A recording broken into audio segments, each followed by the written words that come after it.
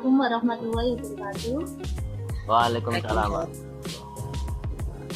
Alhamdulillah Bapak Ibu semua kita bisa bertemu kembali dalam forum NGMP Matematika MA di Kabupaten Jombang di tengah pandemi COVID-19 ini.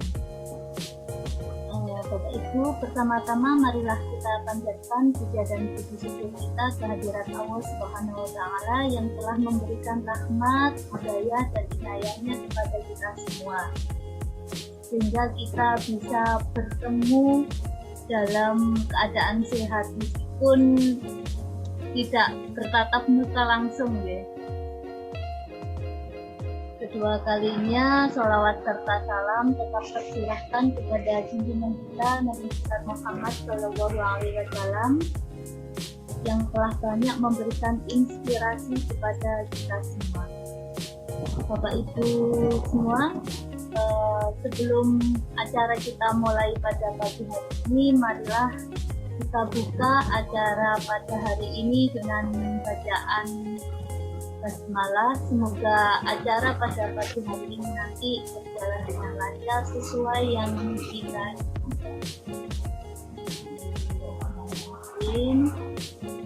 Terima kasih Bapak Ibu semua. Seperti yang sudah ada pada undangan, acara Forum NGMP Matematika MAC Kabupaten Jombang hari ini pada hari Rabu tanggal 28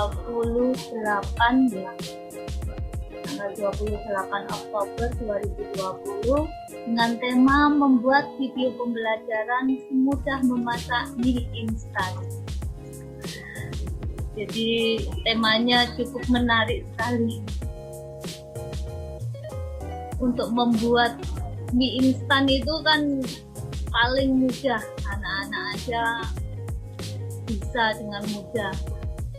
Jadi untuk membuat video pembelajaran kita harapkan itu mudah ya, sesuai dengan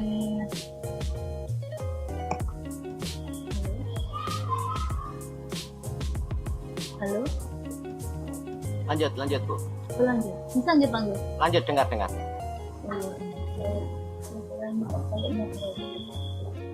Ya, tadi tema kita adalah membuat video pembelajaran semudah memasak mie instan. Di tengah pandemi COVID ini, tadi kita sudah sharing ya. Saya pribadi di Mandelapan itu anak-anak memang kelihatannya sudah bosan karena hampir satu tahun itu pembelajarannya jarak jauh, jadi tidak bertatap muka secara langsung ya. Apalagi kita matematika ya, hitung-hitungan, kalau tidak secara langsung kita menjelaskan ke anak itu kelihatannya anak-anak itu kesulitan. Bagaimana caranya kita bisa berinovasi untuk membuat video pembelajaran agar anak itu mudah mengerti ya apa yang kita sampaikan, materi yang kita sampaikan. Apalagi materi matematika itu banyak hal-hal yang rumit kelihatannya, kayak seperti logaritma, terus limit, integral, trigonometri, banyak materi-materi yang kiranya anak-anak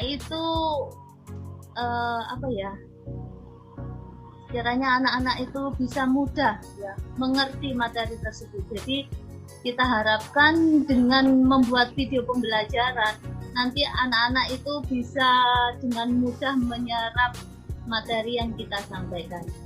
Pada hari ini nanti kita akan membahas tentang membuat video pembelajaran yang narasumbernya seperti kita ketahui yaitu sudah master dari video pembelajaran. Beliaunya adalah Bapak M. Tholib, SPB MSI. Kepada Bapak Tholib kami persilahkan.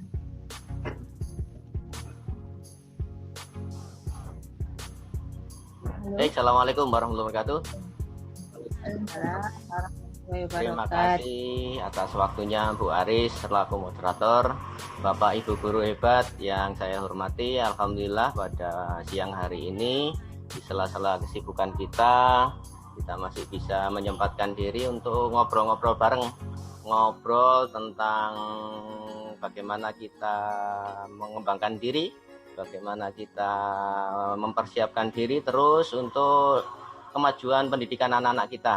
Jadi targetnya satu-satunya adalah untuk anak didik kita supaya tugas kita, tugas mulia kita bisa berjalan dengan maksimal walaupun di tengah badai krisis corona ini kita tetap berjuang dan tanpa menyerah. Bapak Ibu guru hebat yang ada di sini adalah Bapak Ibu guru pilihan yang senantiasa ingin berkembang dan ingin menambah wawasannya. Baik, saya awali dengan ini Bapak Ibu, jadi guru yang dirindukan, guru yang dirindukan. Siapa sih yang nggak ingin jadi guru yang dirindukan? Ya, dirindukan macam-macam, dirindukan oleh siswanya, bisa dirindukan oleh masyarakat, bisa dirindukan oleh sekolahnya, bisa dirindukan kepala sekolahnya. Jadi indikatornya kalau menurut saya indikatornya cuma satu, yaitu dengan banyak berkarya.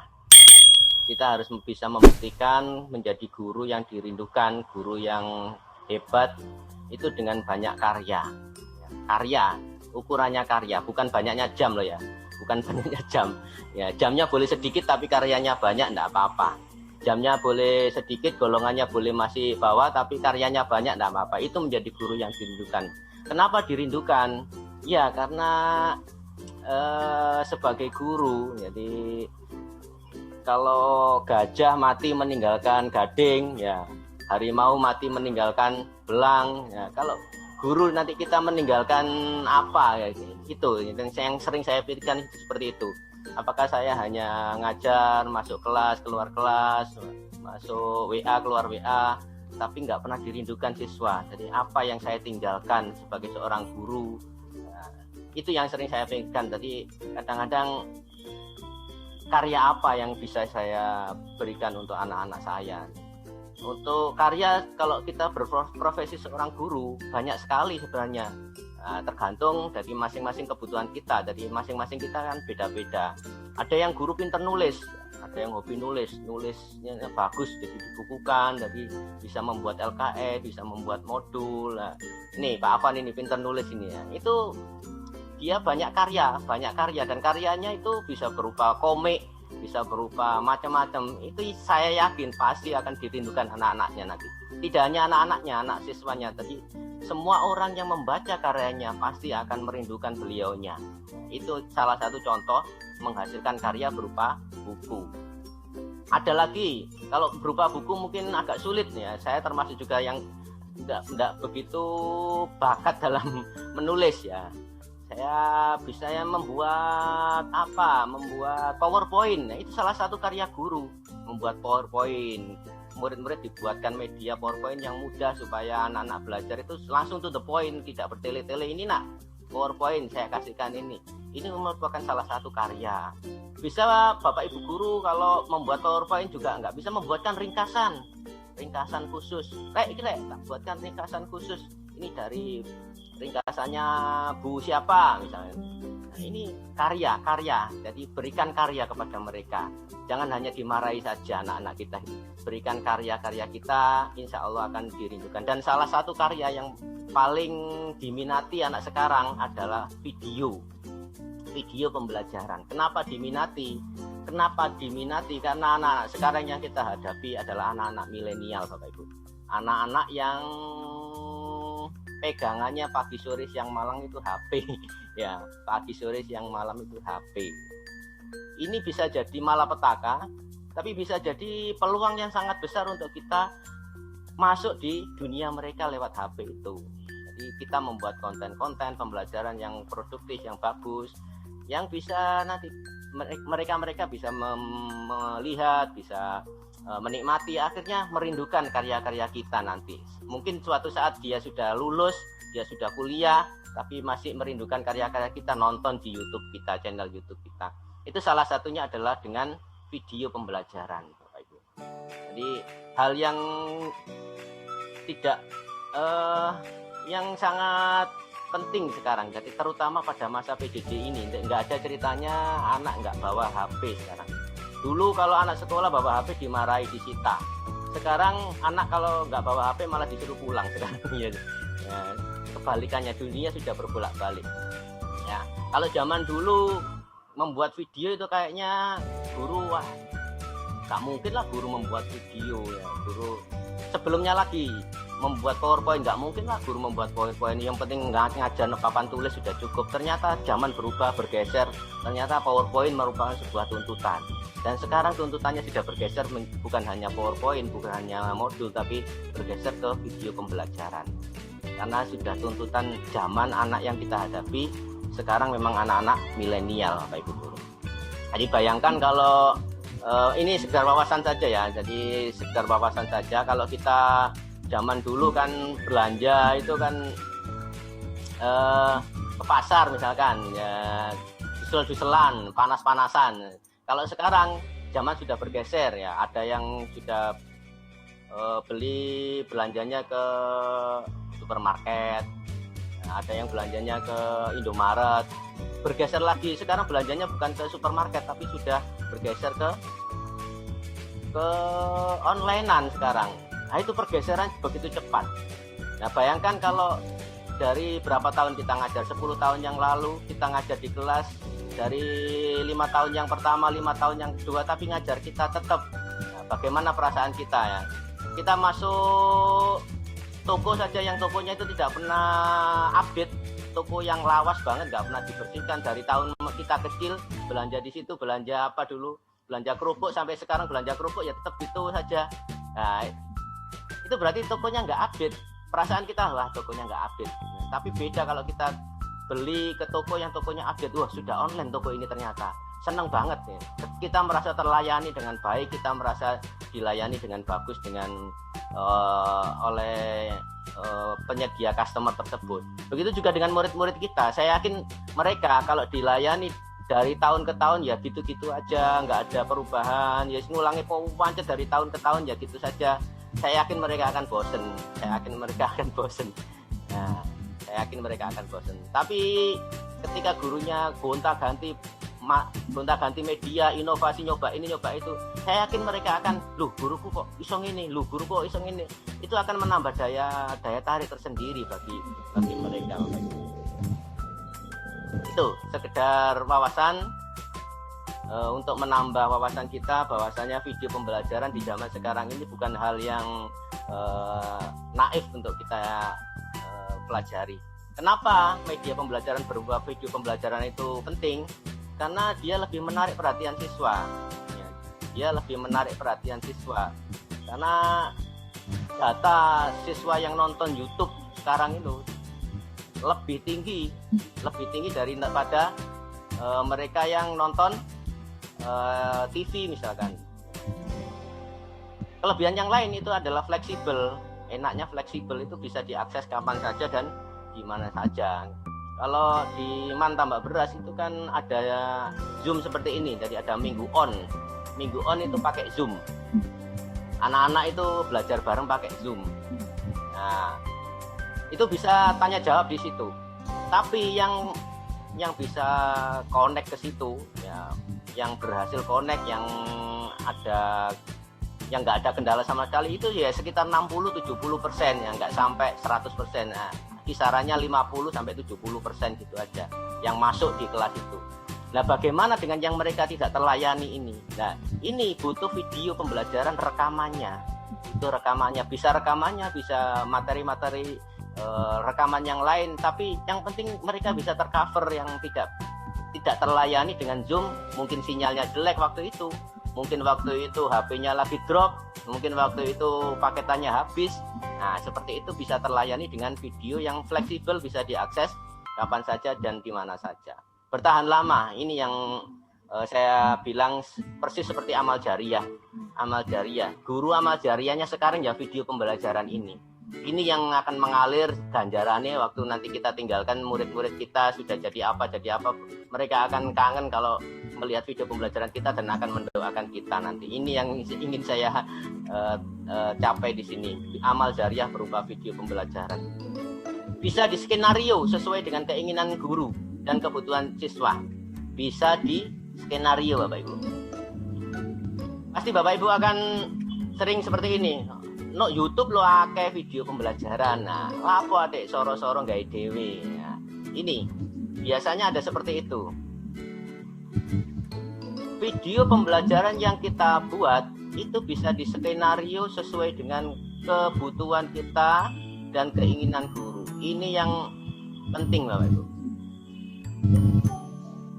Saya lanjut, bisa diskenario. Jadi video pembelajaran yang ada di YouTube itu kan umum banget Bapak Ibu. Umum banget, berlaku umum, dan kadang-kadang tidak sesuai dengan kondisi anak didik kita. Anak didik kita kan mau macam-macam. Ada yang kemampuannya buanter, ada yang ikut olimpiade, ada yang kemampuannya perkalian saja ndak hafal, tambah-tambahan saja lama banget. Nah, itu kan bisa kita sesuaikan di sini. Nah, yang tahu kan kita sendiri. Yang tahu kondisi siswa itu kan kita sendiri. Lah, kalau kita tahu kondisi siswa, kita membuat video pembelajaran, bahasanya kita sesuaikan dengan anak-anak kita. Itu yang menurut saya bisa menyesuaikan dengan keinginan guru dan kebutuhan siswa. Kebutuhan siswa kita kan tidak semuanya sama. Jadi kalau mengandalkan video yang di YouTube punyanya orang-orang itu kadang-kadang kan soalnya sulit-sulit banget dengan bahasa yang dipakai, bahasa yang ilmiah banget. Kadang-kadang anak-anak kita nggak paham. Tapi kalau bahasa yang kita pakai sehari-hari, bahasa gurunya sendiri, insya Allah mereka akan mudah nyambungnya di situ. Ini adalah kelebihan media pembelajaran berupa video. Salah satu karya kita yang nanti bisa dirindukan oleh siswa. Walaupun karya-karya yang lain banyak, berhubung kita sekarang membahas video, jadi kita fokus ke video ini saja. Oke, jadi tahapan-tahapan penting kalau membuat video. Ini yang perlu saya sampaikan kepada Bapak Ibu guru supaya nanti bisa meraba-raba. Nanti saya di posisi mana, problem saya di mana, apa yang saya butuhkan, nanti bisa tahu. Mohon dicermati Bapak Ibu. Jadi kalau ingin membuat video pembelajaran ada tahapan penting. Tahapan pertama itu pra recording, sebelum rekaman. Sebelum rekaman, hal yang harus dimiliki itu adalah media. Salah satunya adalah PPT, PowerPoint. Salah satunya, tidak harus ini. Bisa pakai PDF, bisa pakai Word. Ya terserah lah, ini fleksibel. Yang penting ada media. Nah, ini harus disiapkan dulu sebelum pembelajaran, sebelum recording pembelajaran, sebelum proses recording. Oke, lanjut. Kemudian yang harus disiapkan lagi adalah aplikasi atau softwarenya. Harus punya gambaran.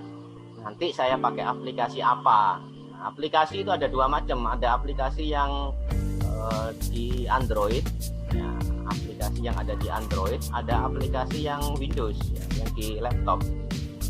Ya. Kalau saya cenderung ke sini.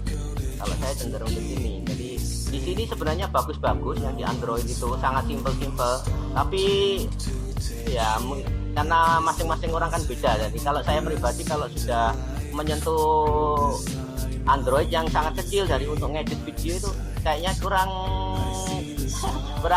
telaten. Saya kurang telaten. Jadi saya lebih suka yang berbasis Windows, yang berbasis laptop.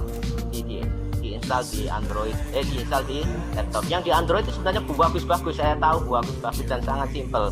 Tapi itu tadi saya kurang telaten kalau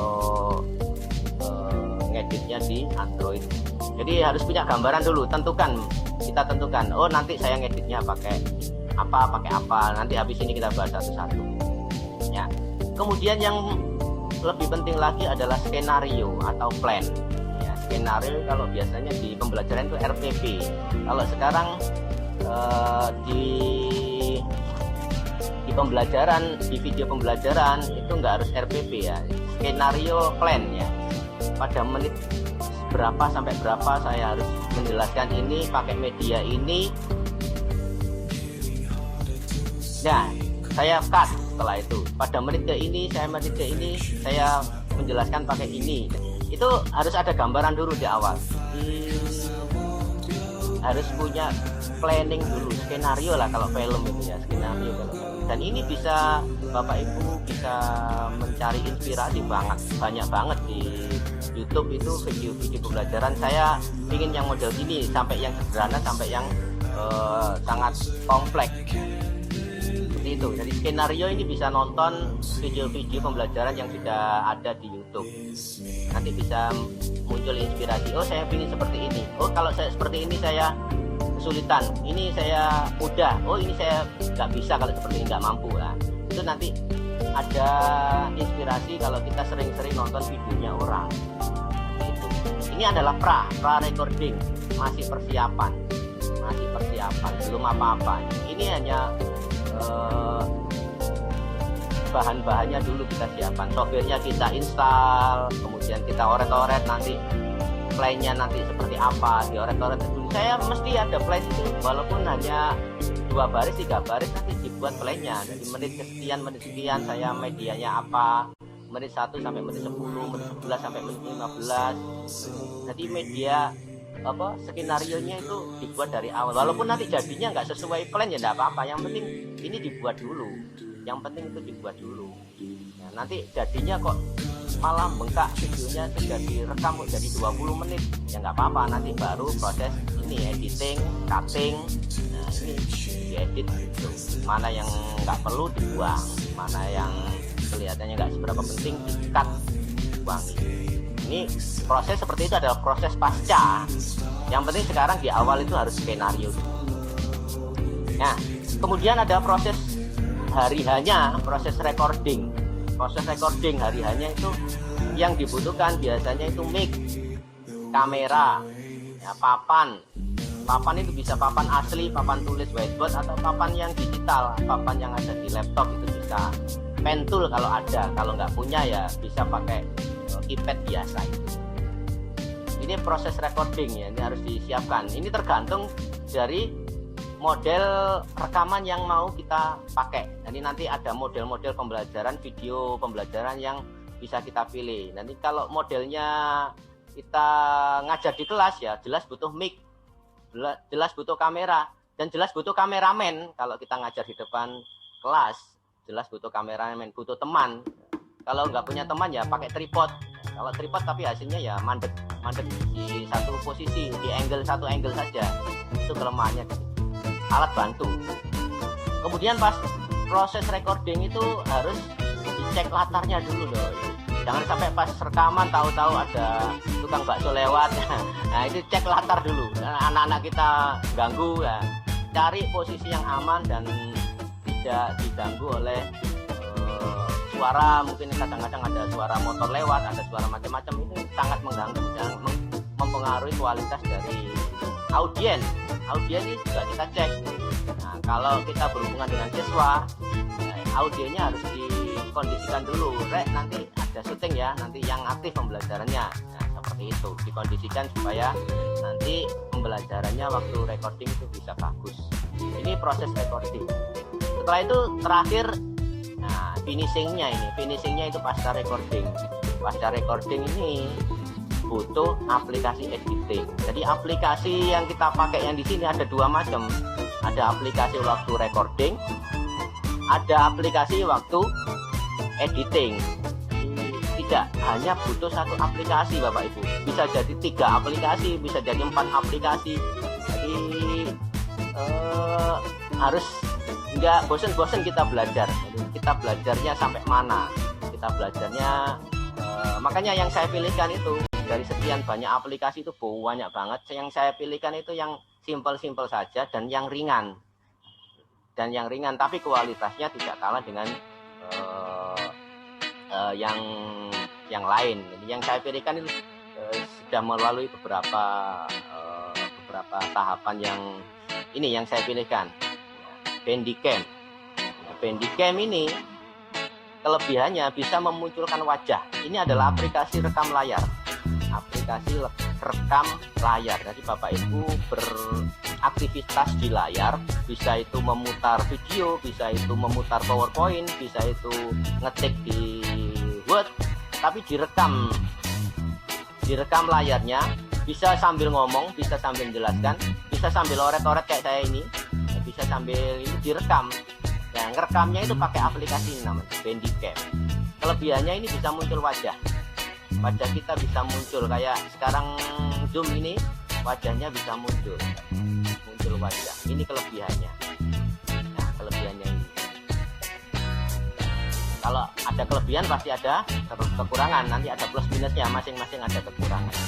Jadi kelebihannya bisa muncul wajah. Kekurangannya agak berat. Jadi ketika laptop Bapak Ibu RAM-nya di bawah 2, nah itu bisa agak berat nanti. Laptopnya yang di RAM-nya di bawah 2, yang satu apalagi yang masih Windows 7, biasanya akan ada pengaruhnya, sedikit ada pengaruhnya. Tahu-tahu buka file-file yang lain menjadi agak berat, itu biasanya pengaruh demikian ini. Jadi ada kelebihan, pasti ada kekurangan. Nanti masing-masing Bapak Ibu akan menimbang-nimbang sendiri.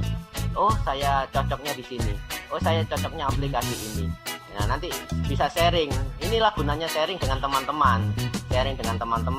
Banyak-banyak ngobrol, banyak-banyak berbagi. Nanti bisa tahu kelebihan dan kekurangannya. Jadi kita nggak perlu fanatik dengan satu aplikasi. Jadi nggak perlu fanatik dengan satu. Isok Bandicam terus nggak mau menerima masukan dari teman-teman yang lain. Ya. Ada namanya Fastun. Ini sangat ringan. Aplikasinya enteng sekali. Jadi walaupun dengan pakai Windows yang lama, ini ringan sekali, enak sekali. Saya biasanya pakai ini. Dan yang versi full version itu bisa berjam-jam ini, sampai bosen ngerekamnya nggak masalah. Nanti tinggal edit, motong-motong gitu aja. Ini sangat ringan, tapi wajahnya nggak bisa muncul. Dari waktu rekam layar itu wajah kita nggak bisa muncul. Nah, toh kalau kita mau merekam layar kayak gini, kayak saya ini, saya rekam layar waktu Zoom seperti ini, walaupun wajah saya nggak muncul di aplikasi, kan wajah saya kan muncul di Zoom. Jadi sebenarnya nggak masalah. Bisa dipahami sampai sini? Boleh nanti sambil saya jelaskan, nanti Bapak Ibu kalau pingin usul nambahkan atau silakan nambah, santai saja Bapak Ibu. Biar tidak monolog ini. Kalau saya ngomong sendiri kayak orang gila sih. Ngomong dewi no kamar gitu. Ya, lanjut yang nomor 3 adalah SOM. SOM ini adalah Screencast-O-Matic. Screencast-O-Matic. Ini juga hampir sama dengan Bandicam. Ada yang versi online-nya, jadi bisa versi online, sangat ringan. Jadi nggak pakai install ini, bisa. Jadi ada versi online-nya, Screencast-O-Matic. Saya dulu pakai ini, tapi sekarang sudah jarang pakai. Jadi gonta-ganti aplikasi itu hal biasa. Yang penting kita tahu mana yang paling nyaman untuk kita pakai. Nah, ini model-model pembelajaran sebagai inspirasi Bapak Ibu. Model pembelajaran yang untuk video itu bisa macam-macam. Ada 1, 2, 3, 4, 5. Bisa jadi dimix, bisa jadi nanti dimix, dicampur, dimodifikasi. Yang satu ini rekam layar PPT, ini yang menurut saya paling mudah, paling memungkinkan Bapak Ibu kalau yang pemula, ya, paling memungkinkan. Jadi Bapak Ibu buka PowerPoint, terus menjelaskan, kayak menjelaskan di kelas itu, menghadap PowerPoint-nya, menghadap laptopnya sendiri, atau menghadap HP-nya sendiri juga boleh. Nah, Bu Aris tadi menghadap PowerPoint dibuka di HP, tapi kemudian pakai rekam layar, kemudian dijelaskan, langsung direkam, pakai aplikasi apa tadi Bu Aris yang dia banyak sekali yang di Android itu ya. Ini paling mudah. Ini rekam layar PPT, ini yang menurut saya paling memungkinkan untuk yang pemula. Seperti itu. Jadi ini harus bisa. Nanti ada contoh-contohnya, bisa saya tunjukkan di YouTube saya nih di sini. Bagaimana proses rekam layar, bagaimana pembelajaran memakai rekam layar. Kemudian alternatif yang kedua adalah rekam layar saat Zoom. Jadi kalau Bapak Ibu menggunakan Zoom, itu jangan dibiarkan berlalu begitu saja Bapak Ibu. Saya kalau biasanya ngajar pakai Zoom Diman, itu langsung saya siapkan aplikasi rekam layar yang tadi saya jelaskan itu Pastun tadi. Walaupun sebenarnya di Zoom sendiri ada rekamannya juga, tapi saya nggak berani berisiko kalau pakai rekamannya di Zoom, kadang-kadang putus, kadang hilang itu. Tapi saya langsung pakai Pastun ya. Kadang juga pakai Bandicam, tergantung kondisinya.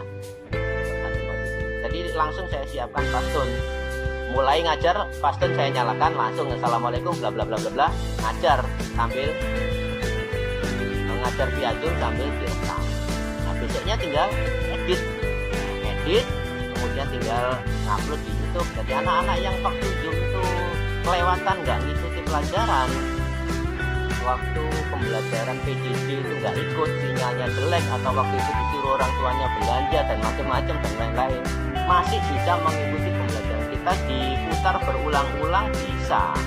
Itu rekam layar. Insya Allah ini juga bisa Bapak Ibu. Yang pemula bisa.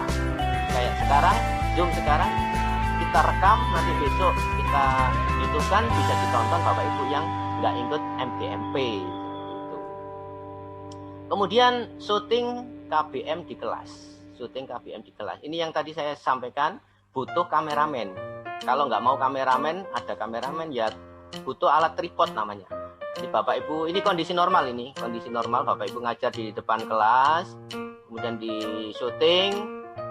Tadi ada yang bagian syuting gitu, atau tadi pakai tripod tadi, papannya kelasnya di syuting. Ini agak berat menurut saya. Tapi bukan berarti tidak bisa, pasti bisa nanti, tapi kondisi normal.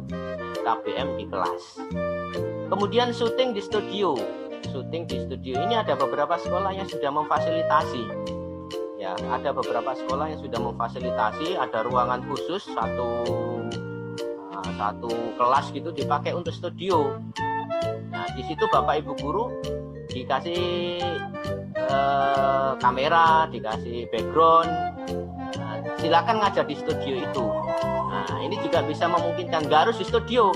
Nah, Bapak Ibu bisa kamar di rumah bisa disulap menjadi studio. Nah, kameranya pakai kamera HP kan juga bisa. Ini syuting di studio sendiri, boleh. Apa yang dibutuhkan? Ya tergantung, bisa papan tulis pribadi. Jadi kita nulis di papan tulis gitu. Nah, kita syuting sendiri. Ini syuting nanti tergantung Bapak Ibu. Yang terakhir adalah animasi kartun. Bapak Ibu nggak perlu ngajar, tapi bermain dengan animasi kartun. Ini levelnya sudah level 5 ini ya. Jadi ada aplikasi-aplikasi khusus yang bisa kita pakai, walaupun kita nggak ngajar, nggak tampil, tapi kita bisa ngisi suara saja. Kita bisa ngisi suara, tapi yang tampil ngajar itu adalah kartun. Bisa kartun avatar kita edit di KineMaster itu bisa. Jadi avatar Facebook itu loh, kita masukkan di KineMaster, kemudian bibirnya bisa kita gerak-gerakkan, ngomong, terus kita yang memberi audionya sudah bisa menjadi animasi kartun pembelajaran. Ini level yang tinggi, tapi saya yakin hasilnya juga akan lebih maksimal. Kenapa? Anak-anak akan lebih tertarik yang seperti ini. Anak-anak yang lebih tertarik seperti ini karena mereka dunia anak-anak, mereka sangat tertarik dengan animasi, game dan macam-macam.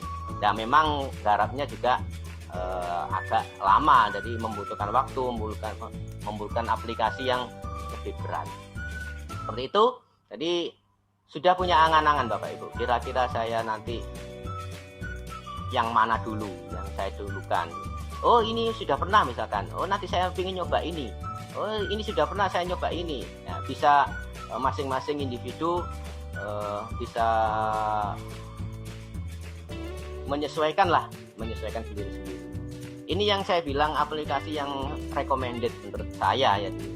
Ini nanti beda-beda orang kan beda, karena masing-masing orang itu sangat beda kondisi ya, beda kondisi keterampilan IT-nya, kondisi laptopnya, kondisi HP-nya. Kalau saya kondisi mata saya kalau lihat menu-menu kecil yang di KineMaster, menu KineMaster Android ini sebenarnya sangat bagus, tapi mata saya sudah blur. Nah, makanya saya nggak begitu tertarik ini ya. Sebenarnya saya sangat bagus ini KineMaster ini. Pak apa ini ahlinya? Ya, ini sangat bagus, sangat simple, fleksibel. Tapi itu tadi menunya sangat kecil-kecil. Menunya kecil dan jari-jari saya terlalu besar untuk untuk mengedit video di situ. Saya lebih tertarik di ini. Sekarang lagi tertarik di sini saya. Ini ringan dan sangat fleksibel. Sekarang lebih tertarik di sini. Walaupun dulu awal-awal saya mempelajari Camtasia juga, Filmora juga saya cobai, dan sekarang lebih tertarik ke sini. Jadi bukan berarti yang sini nggak boleh, yang sini nggak apa-apa. Jadi tergantung kondisinya. Ini aplikasi Dewa ini, ya, aplikasi Dewa. Artinya membutuhkan banyak RAM. Kalau Bapak Ibu install ini, ya, berat sekali. Ya, aplikasi berat. Nah, makanya kalau sudah levelnya Bapak Ibu sudah canggih dan laptopnya sudah mumpuni, tidak apa-apa. Ini menggunakan Camtasia atau Filmora, monggo. Dan hasilnya memang bagus, hasilnya sangat recommended. Tapi kalau laptopnya pas-pasan kayak saya, RAM-nya 2, kadang-kadang kena virus, kadang-kadang ya ini saja, saya rekom yang ini saja. Kalau yang lebih minimalis lagi, tanpa nginstal, ada namanya video editor. Ini tanpa nginstal Bapak Ibu, jarang dipakai orang-orang dan jarang dipromosikan. Padahal ini punyanya Windows ini. Punyanya Windows. Nanti kita praktekkan, ada namanya video editor. Di tanpa install sudah ada, bawaannya Windows. Jarang yang tahu Bapak Ibu. Kenapa? Karena dia ya seperti itu.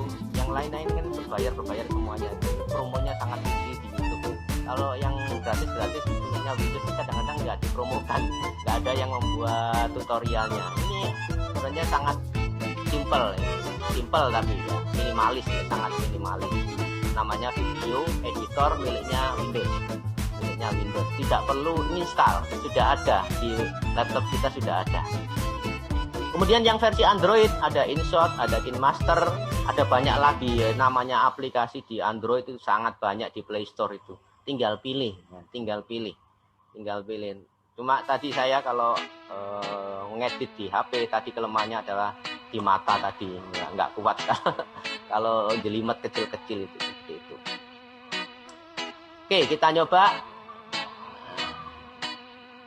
Ya, kita coba aplikasinya ya.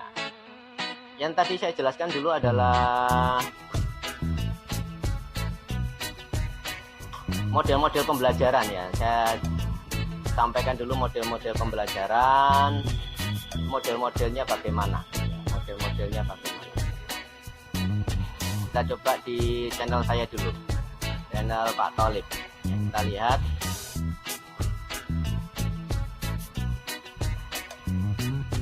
Bisa kelihatan Bapak Ibu? Ini channel saya.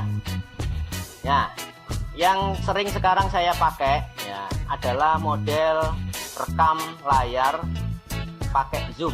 Jadi ini contohnya, rekam layar pakai zoom. Jadi saya ngajar pakai zoom. Kemudian saya rekam.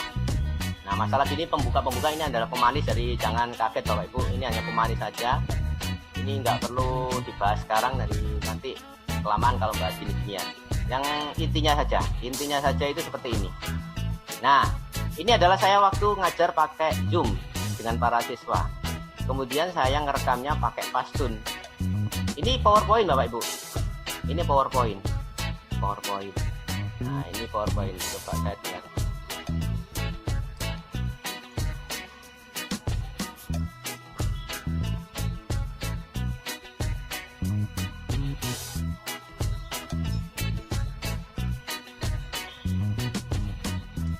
Nah, seperti ini. Jadi tidak saya teruskan. Itu adalah contoh pembelajaran rekam layar. Bapak Ibu ngajar di Zoom, cukup direkam pakai laptopnya sendiri. Nah, itu sekali merengkuh dayung 2-3 pulau terpenuhi. Jadi Bapak Ibu ngajar, menjalankan tugas sambil merekam. Itu sudah jadi video pembelajaran dan kelihatannya sepele Bapak Ibu, tapi manfaatnya luar biasa. Yang kita ajar, yang tidak hanya siswa yang dalam Zoom ini, mereka yang murid-murid yang tidak saya ajar walaupun bukan murid saya, sering berterima kasih dengan video-video pembelajaran seperti ini. Terima kasih Pak, sudah diupload di YouTube, kemarin saya sinyalnya jelek. Terima kasih Pak, ini belum pernah diterangkan guru saya. Ada yang seperti itu. Jadi kelihatannya sepele, hal sepele, tapi manfaatnya sangat besar. Inilah salah satu karya seperti itu. Contoh yang rekam layar, contoh yang lain, contoh yang rekam layar tapi langsung pakai PowerPoint. Ini rekam layar tapi langsung pakai PowerPoint. Itu tadi rekam layar tapi pakai, ini adalah rekam layar pakai PowerPoint Bapak Ibu. Nah ini buka PowerPoint langsung direkam layar seperti ini. Ini tidak membutuhkan siswa. Ini tidak membutuhkan siswa, langsung saja seperti itu. Tidak membutuhkan siswa. Seperti ini saya yakin bisa Bapak Ibu. Nah, kemudian yang tadi yang model ngajar di studio, ngajar di studio itu nggak harus di studio, di kamar sendiri bisa. Jadi saya pernah nyoba. Jadi semuanya saya cobai Bapak Ibu. Saya cobai walaupun hasilnya kadang nggak maksimal ya, nggak masalah. Yang penting nyoba ya, yang penting nyobain, dicoba saja. Ya saya contohkan dulu yang pernah ngajar di kelas, di kamar, cara ngajar syuting sendiri, kemudian dijadikan video ini. Ya contohnya seperti ini. Nah ini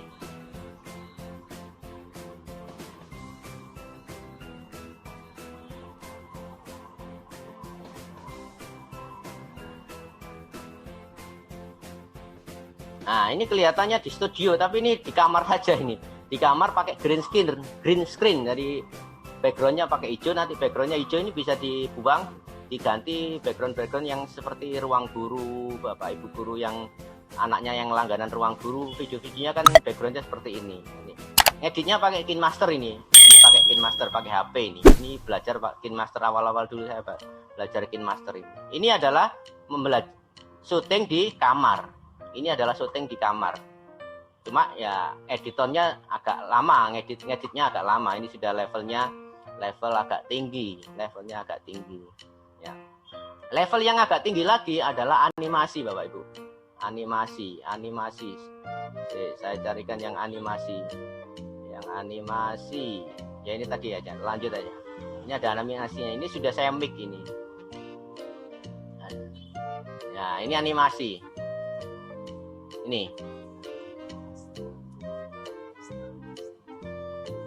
Ini Bandicam Bapak Ibu. Ini Bandicam hasilnya seperti ini. Ini Bandicam. Jadi animasi saya kombinasi sama Bandicam. Bandicam untuk rekam layarnya, aplikasi animasi untuk yang membuat. Nah, seperti itu Bapak Ibu gambarannya. Untuk awal barangkali ada yang ingin disampaikan. Nanti habis ini kita praktek bagaimana cara merekam layar. Bagaimana cara merekam layar pakai Facetune. Monggo barangkali ada yang respon dulu sebelum saya lanjut, silakan.